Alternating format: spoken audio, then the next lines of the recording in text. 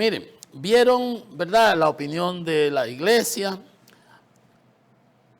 Raúl Ovalle es un economista joven, capacitado, preparado, académico, da clase en varias de las universidades importantes, asesor de instituciones y todo. Dice, volatilidad económica en el 26 se disipará, pero el 25 está marcado por el peor desempeño en los últimos años, igual que en el 20, a raíz de la pandemia. Dice Raúl Ovalle que la economía dominicana se proyecta que crecerá cerca del 2%. El Banco Central dice que será 2.2. Entre 2 y 2.2 hay una diferencia importante.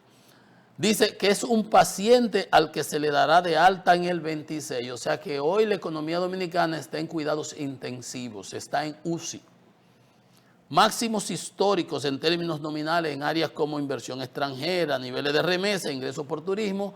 Por consiguiente, esa excusa de que la situación extranjera, porque nosotros somos el país, solamente México va a crecer menos que nosotros.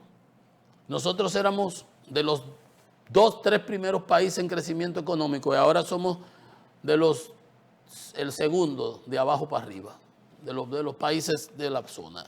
Entonces, dice en el 2025 que cuando cierren el año y se publiquen los datos, porque no ha acabado, eso que dice el banco de que 2.2, eso es un tirado ahí, creceremos con suerte.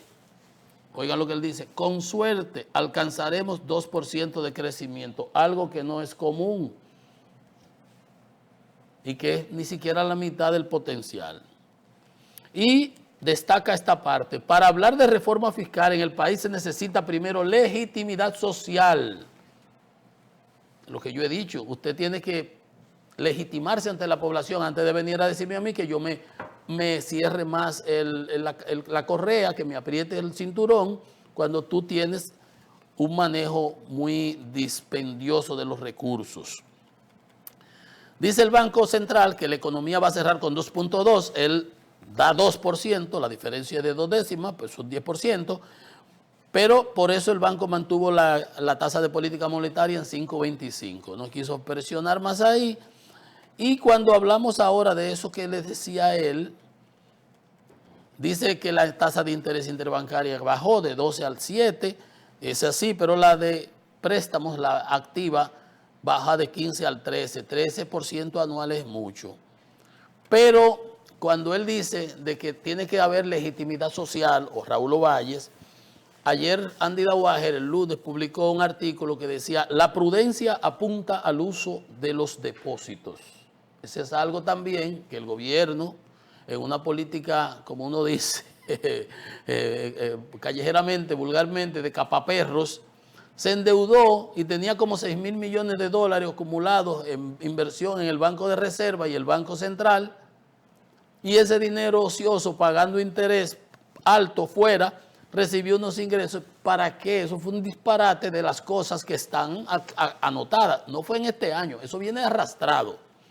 Magín ha cogido una porción de esos recursos ahora para aumentar la parte del presupuesto que se hizo del 25 para un poco más de gasto de capital. ¿Y qué dice Andy Dauager? Lo mismo que dice Ovalle. Legitimidad social, este no es el timing para venir a hablar de incrementar impuestos. ¿Te oyeron? Andy Dauager escribe, la deuda del sector público consolidado alcanzó 79.151 millones de dólares, el stock de deuda. Y el Producto Interno Bruto de 130.000 millones de dólares en este año 26 proyectado, va a estar la relación deuda-producto 60.7% del Producto Interno Bruto, por encima del 58 y algo que el presidente ha dicho, y yo digo, eso no es lo importante es cuánto se está pagando de intereses. Pero dice que con ese nivel de deuda, que ya estamos al 60% del Producto Interno Bruto, no es prudente seguir endeudándonos más para esta situación, teniendo un dinero depositado ahí abajo de la cama. Posiblemente aconsejaría al Ejecutivo posponer aumentos de impuestos y ajustes de tarifa. Lo mismo que dice Ovalle. Dice que en agosto del 20 el gobierno tenía depositado en el Banco de Reservas y en el Banco Central 38.000 150 millones. Disponible ahí. Tantas cosas que importantes que hacer. Pero eso fue cuando llegó el gobierno. Lo tenía ahí disponible. Pero se emitieron un viaje, 4.000 millones de dólares de una vez, rumbo abierta para baile. ¿Y ustedes saben cuántos millones tenemos en la actualidad? Si en el 20 teníamos 38.000 millones, milloncitos, ahora tenemos 318.000 millones depositados ahí en una cuenta de un banco, haciendo nada, con las calles llenas de hoyos, con los hospitales pelando bola, con la situación, ¿entiende? 8 veces más. 8 por 3, 32, sí.